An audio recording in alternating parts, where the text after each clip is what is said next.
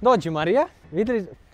Ne da se grlimo Marija, nego da kažeš ljudima šta očekuješ, stvari neću ništa da te pitam. Mogli ste da vidite Savinovu reakciju, Stepinovu reakciju, emocijnu reakciju, imat ćete link u deskripciji, a sad je vreme da vidite Marinu reakciju, jer vidjela je slike, zaljubljene u auto. Iskreno, ona boja crvena, baš onako ženski, treba žensko da dobije, definitivno. Isto ovako će i pobjednik da vidi svoj auto. Če gleda ovu magiju sad. Si spremna? Šta sad ćeš mi podigneš vrata?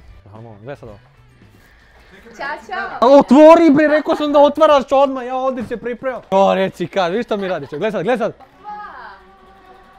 A, Marija, a? Kako su mađioničar. Alo! Joj, ovo je bolji nego tvoj! Jel realna boja? Samo da pipnem. Ne smiješ da pipneš. Što je boja to? Što pipa kao mazi ga, je moguće? Ja želim ovakav, Nikola. Isti. Ajde da vidimo kakav je unutra. Jo, može krov da se digne? A? Kupe znači da se diže krov, jel da? Jel da? Ne, a?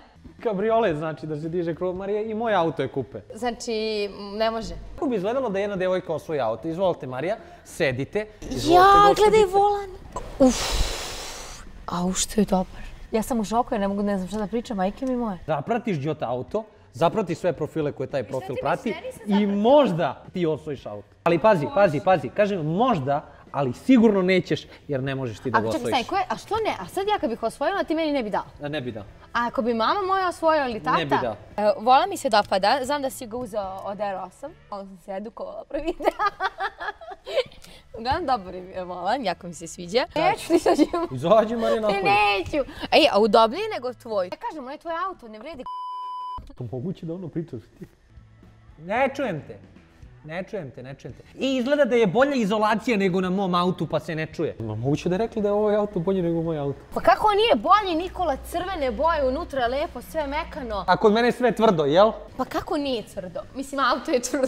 Unutra je mekaniji i lepše je boje, mnogo mi se više sviđa ovaj auto. Znači sad gledamo da li je bolji auto po njegovoj boji, jel? Ako ćeš da ga daš, mogu te, kad je džabi, Bogu drago. Treba okupiti jedno 10 žena i snimati njihovu reakciju na određeni auto. To ima da uradim, Evo Marija, pošto smo sada došli u auto detailing workshop, šta je keramika? Kad kažeš radio sam keramiku, šta je to? Kad kažeš keramika, znači išao sam da radim keramiku, šta je keramika? Kažeš, odradio sam keramičku zaštitu. Jesu ga kosili? Ovi delovi ovdje ovako kosili.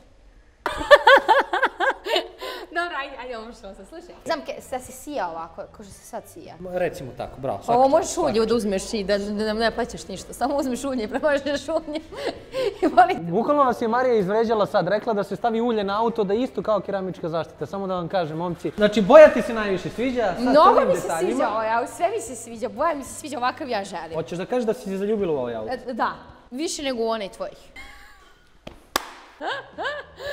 Ali pogledaj samo ovu boju, znači da je najružniji na svijetu bio bi dobar. Ne, evo, veruj mi, sljedeći projekat Fiat Multipla stavljamo na Fiat Multiplu ovu foliju da vidimo da li će biti dobar. Mogu ja da ga kupim? Ne možeš. Aj molim, samo sredi 20% popusta i skidam ovaj giveaway i sve. Ovo ćemo praviti da se nije desilo, ja tebi dam pare, jedno 1000-2 evrića. 5. Ne može Marija, ne.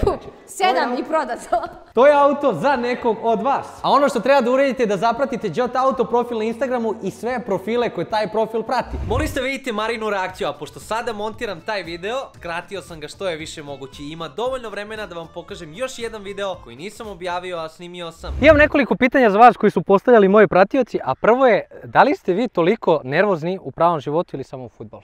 Samo u fudbalu. U životu sam uopšte smiren. Radio sam 40 godina i 6 dana u ITS Lola Ribar, inače sam i penzioner. Mladi Ante Bačić je bio 2 godine stariji od mene, igrali smo za omladince. Što se tiče realnosti fudbala, fudbal volim uopšte. Pozdravljam Dragana Stojkovića Piksija i malo sam pobrkao ova vaša pitanja. No vidim, to sam htio da vam kažem. Ali to je nešto jače od mene, znači u fudbalu sam emotivan. Možete da ponovite neke vaše najbolje izjave po kojima ste postali popularni? Jedna je guraj, ne radi šta sam ti rekao i možda imamo Dragane, da, Dragane isto.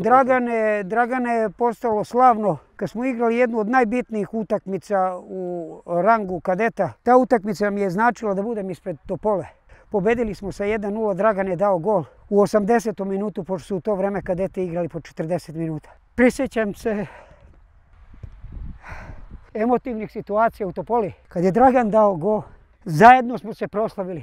Nažalost, on je ostavio fudbal. Je li vam teško palo što je Dragan napustio fudbal? Pošto vidim da ste počeli da plačete, vjerojatno vas je pogodilo kad ste se razišli kao generacija, vjerojatno vi kao trener, oni kao igrači. Pogodilo me jedna strašna situacija, zato se podsjećam opet nje. Igrali smo opet za prvaka Somborske lige, izgubili smo 1:0. Dragan na prozivku kad smo ušli u slačionicu, kad sam napravio sastav, u zadnjem momentu mi je rekao da nema kopačke. Utakmicu smo izgubili, znači igrao sam celu utakmicu bez Dragana. Ja sam ga prozvao Dragane, postao je Slavan. Postao sam i ja u neku ruku Slavan.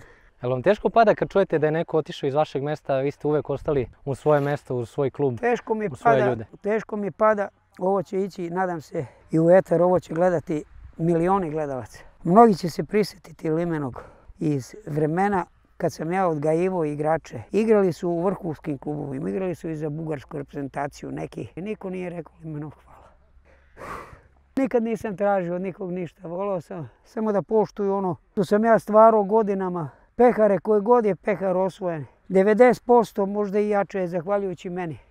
Ja znam da unesem emocije i adrenalin. Evo vidite da sam ja jako emotivan. Htio sam da vas pitam i kakav biste bili kao trener reprezentacije, pošto su vas spominjali u vezi Pixija, u vezi njegove zamjene, pa šta mislite kako biste se vi snašli? Ja bi davao savjete Pixiju, Pixi bi radio sve, s tim što bi ja sastavljao ekipu. Zato što po mojim zamislima, ja mislim da igraču mnogo treba slobode, mnogo volje. A oni koji su ogromno plaćeni, oni bi imali poseban tretman. Koliko ste crvenih kartona dobili tokom svoje karijere? Jednom sam samo bio isključen. Kao igrač ili kao trener? Kao trener. Ja sam protivničkom treneru rekao da nije prekršaj tu gdje je ona dosudila. On je nešto meni prigovorio, na šta sam ja emotivno reagovao. Smatrao sam da me u tom momentu omalovažuje, jer iz te situacije je pao gol. I oni su izjednačili na 3:3 i gosti su nezasluženo odneli bod. Ja sam dotrčao do njega, bukvalno udario sam u šamar, što nisam smeo sebi da dozvolim. Pitaju kako se gura loptu u prazan prostor. Vodiš loptu i daješ loptu ispred njega da seče lopta putanju 16-terca. Igramo povratnu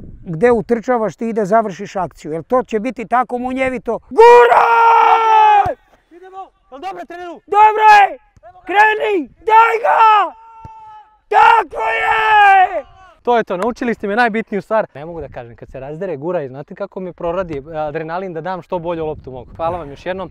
Hvala i vama. Sve najbolje. Puno sreće i rada u životu i da dočekate i da proživite moje godine, naročito u fudbalu. Subscribe-uj se i lajkuj! Od Limenog iz Ratkova. Čuli ste čovjek? Čuli ste? Ste čuli? Jesmo! Ko? Tako je! Svi voda da su radnu mor! Vidimo se ljudi, budite dobri i napro trenirajte. Hvala lepo.